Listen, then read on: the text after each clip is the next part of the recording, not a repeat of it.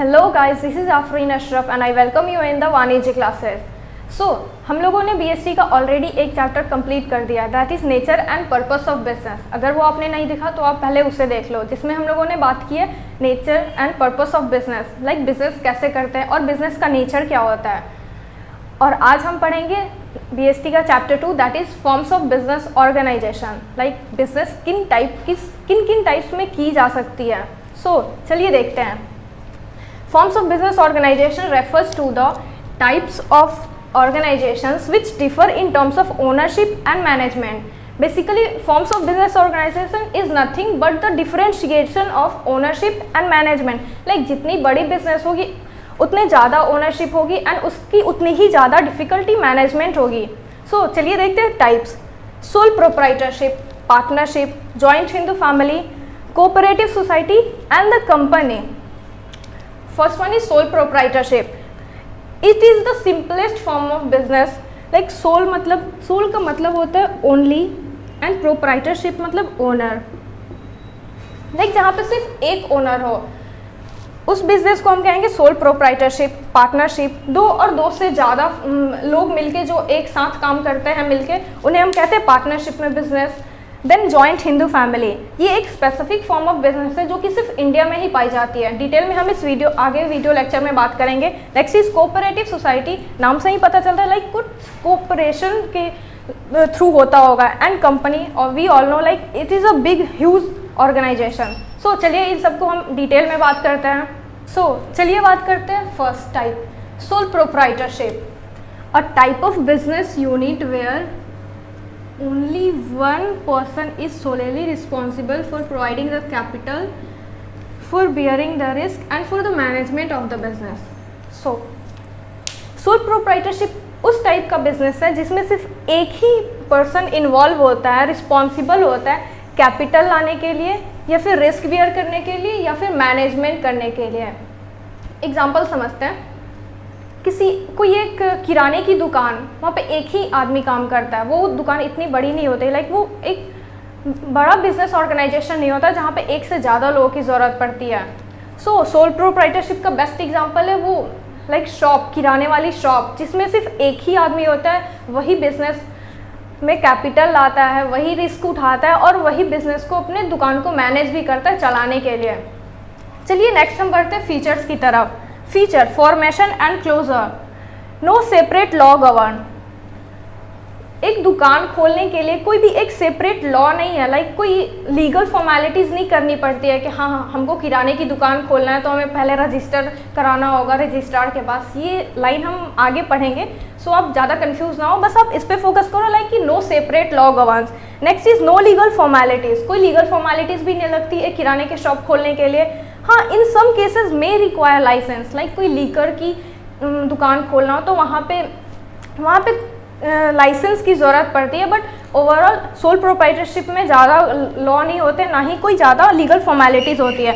Ease in formation and closure, like ownership जब चाहे तब बिजनेस ओपन कर सकता है और उसका जब मन ना हो चलाने का तो वो उससे क्लोज भी कर सकता है। लाइक बंद करने के लिए भी, ना ही ओपन करने के लिए कोई लीगल फॉर्मेलिटीज़ की ज़रूरत पड़ती है और ना ही क्लोज करने के लिए। आई होप आपको ये फॉर्मेशन क्लोजर वाला लाइन क्लियर हो गया होगा। नेक्स्ट हम बात करते हैं लाइबिलिटी। लाइक कि उसकी लाइबिलिटी कितना है, वो कितना ऑब्लिगेट है towards their business. Unlimited liability, sole proprietorship में ओनरशिप की लाइबिलिटी अनलिमिटेड होती है। लाइबिलिटी क्या होती है देखते हैं। लाइक कर्ज, उसने मान लो उसके पास कैपिटल की कमी पड़ गई बिजनेस स्टार्ट करने के लिए, तो उसने किसी अपने पड़ोसी या फिर दोस्त से अगर लाइबिलिटी कोई भी लोन वगैरह ले ली, पैसे ले लिया और उससे बिजनेस में इन्वेस्ट कर दिया, तो वो ओनर की लाइबिलिटी हो गई कि हाँ अब उससे वो पे करना है, तो उसकी अनलिमिटेड लाइबिलिटी होती है। इन द केस अगर बिजनेस लॉस में जा रहा हो और उसका क्रेडिटर आ जाए पैसे लेने के लिए, तो वो एक सोलेली रिस्पॉन्सिबल है पे करने के लिए, सिर्फ ओनर ही पे कर सकता है, उसके अलावा और किसी को मतलब वो लाइबिलिटी पे करने की कोई राइट नहीं है। सपोज ओनर मर गया तो सारी की सारी लाइबिलिटी ओनर की थी, तो अब जो भी उसके असेट्स होंगे दुकान के वो यूज़ किए जाएंगे उसकी लाइबिलिटी पे करने के लिए, या फिर उसके personal debts like personal assets भी यूज करे जा सकते हैं। अगर उसका दुकान का असेट कम पड़ गया तो अब वो पर्सनल चीज़ें, अपनी घर की चीज़ें जस्ट लाइक अगर उसके पास अपनी गाड़ी है तो वो उसे यूज़ करेगा उस डेट को पूरा करने के लिए। सो सोल प्रोप्राइटरशिप की लाइबिलिटी अनलिमिटेड होती है, and if assets are not sufficient then owner is personally liable for the paying of debts. चलिए हम बात करते हैं नेक्स्ट फीचर की, that is sole risk bearer and profit recipient. जैसे हमें पता है सोल प्रोप्राइटरशिप में एक ही ओनर होता है, तो वही रिस्क बियर करता है और उसी को प्रॉफिट मिलती है। Like profit is the reward for business, तो ऑब्वियसली जो रिस्क बियरर होगा उसी का वो रिवॉर्ड होगा। ओनर सोल प्रोप्राइटरशिप में एक ही रिस्क बियरर होता है और वही प्रॉफिट रिसिप्टेंट भी होता है। Sole beneficiary of profit clear हो गया। नेक्स्ट बात करते हैं control. Owner make all decisions, solely carry out his business and no interference. एक ही ओनर होता है, सो वही सारे डिसीजंस लेता है। लाइक उसका बिजनेस, उसके बिजनेस में कैपिटल कितना होगा, वो कैसे अपने बिजनेस को मैनेज करेगा, लाइक वो अपना बिजनेस कहाँ सेटअप करेगा, लोकेशन क्या होगा एंड वगैरह वगैरह, बहुत सारी जो भी बिजनेस से रिलेटेड डिसीजंस होते हैं, मैनेजमेंट रहते हैं, वो सारा ओनर देखता है। सोलेली कैरी आउट हिज बिजनेस, वही बिजनेस चलाता भी है, मैनेज भी वही करता है, सारे डिसीजंस भी वही लेता है, रिस्क भी वही बियर करता है एंड प्रॉफिट भी वही लेता है।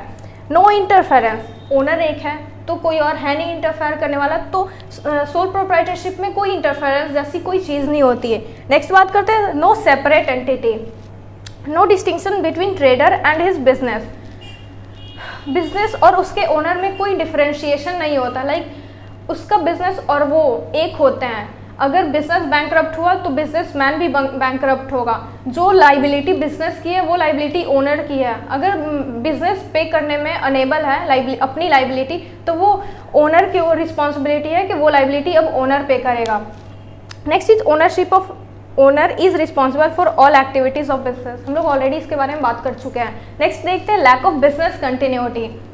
Owned and control by one person, as we know, so bad health, death, physical ailment of owner directly affect the business.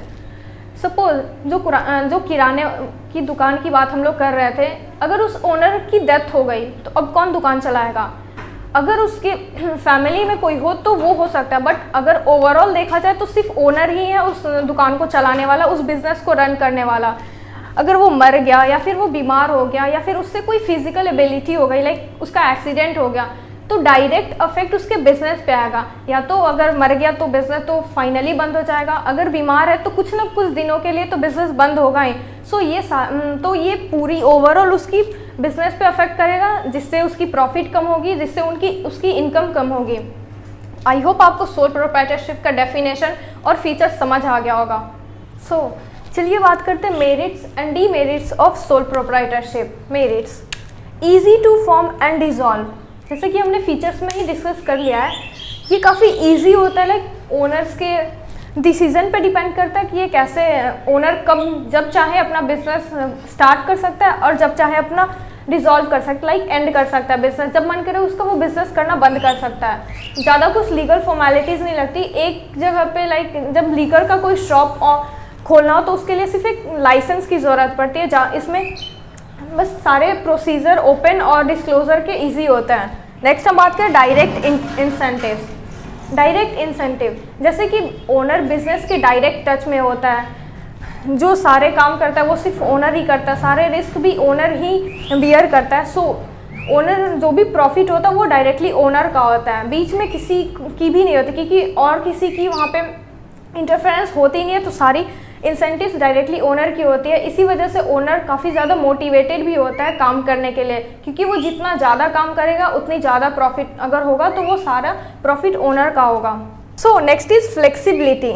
Flexibility, owner जब चाहे तब ओपन कर सकता है, जब चाहे बंद कर सकता है। उसके पास फुल इंडिपेंडेंसी होती है कंट्रोल की और मैनेजमेंट की। लाइक कोई भी चेंजेस भी लाने हो तो ओनर अपने हिसाब से चेंजेस कर सकता है और जितना जल्दी हो सके न्यू वो प्लान्स या फिर प्रोसीजर एक्शंस में ला सकता है। नेक्स्ट बात करते हैं सोल बेनिफिशियरी ऑफ प्रॉफिट। जैसे कि ओनर एक ही होता है सोल प्रोप्राइटरशिप में, तो वही एक बेनिफिशियरी होता है प्रॉफिट का भी। इसमें ज़्यादा कुछ डिटेल में जाने की ज़रूरत है नहीं वैसे। So next is personal touch.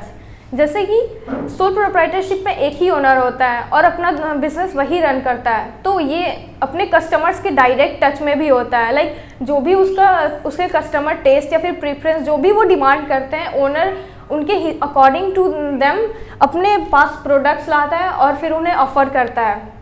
So sole proprietorship में पर्सनल टच होता है। Secrecy is basically secrets, like यहाँ पे कोई और होता नहीं है, तो बेसिकली उसके बिजनेस की सीक्रेट्स कहीं और लीक नहीं होती है। ये भी एक मेरिट है सोल प्रोप्राइटरशिप की।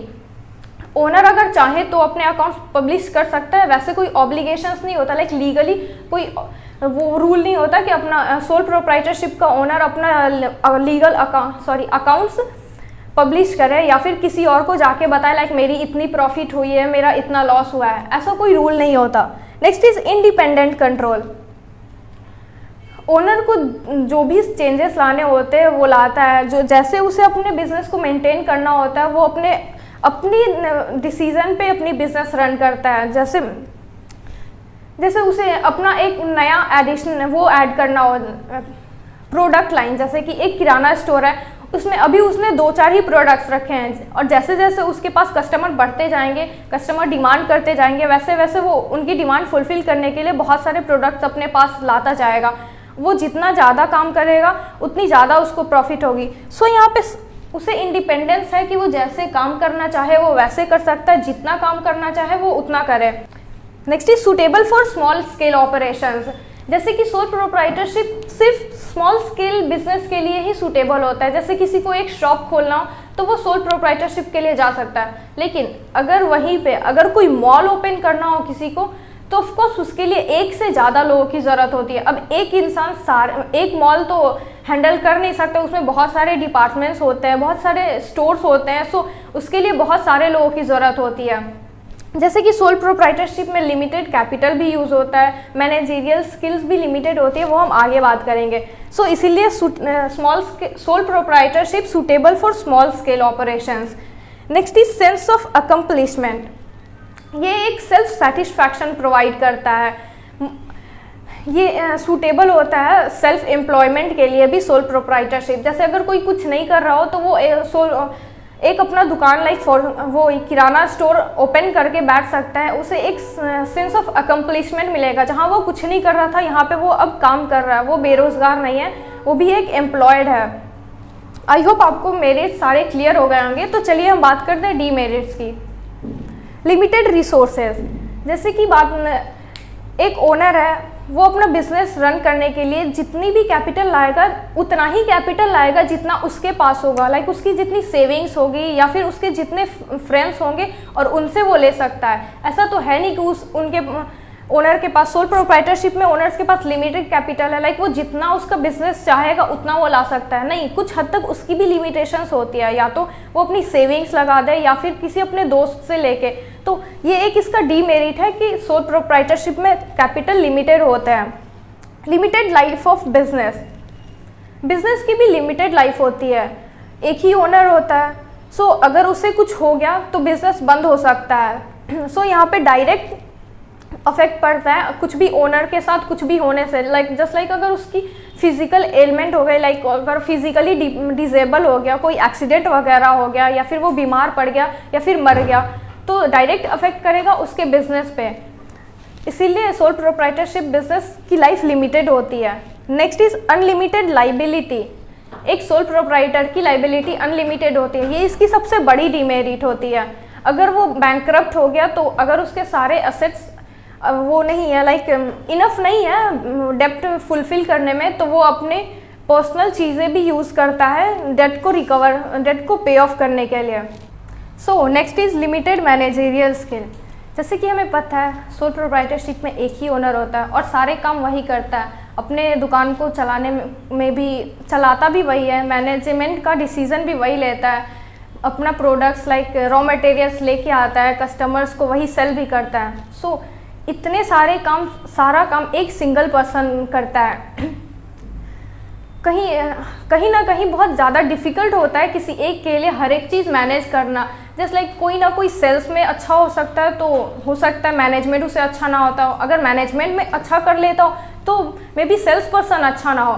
सो ये बहुत ज़्यादा डिफिकल्ट होता है, बैलेंस करना बहुत मुश्किल हो जाता है एक सोल प्रोप्राइटरशिप के साथ, कि वो कौन कौन सी चीज़ें लाइक किस किस में जस्ट लाइक काफ़ी ज़्यादा लिमिटेशंस आ जाती है, बैलेंस करने में काफ़ी ज़्यादा प्रॉब्लम हो जाता है। कहीं ना कहीं एक टाइम आता है जब वो कोई स्किल लैक करने लगता है, सो उसके और वो इतना अफोर्ड भी नहीं कर सकता कि वो कोई एक्सपर्ट हैंडल कर हायर कर ले अपने इन सारे कामों के लिए, क्योंकि उसके पास ऑब्वियसली रिसोर्सेज तो लिमिटेड है। सो ये उसकी सबसे बड़ी डिमेरिट होती है सोल प्रोप्राइटरशिप की, कि वहाँ पे लिमिटेड मैनेजरियल स्किल होती है।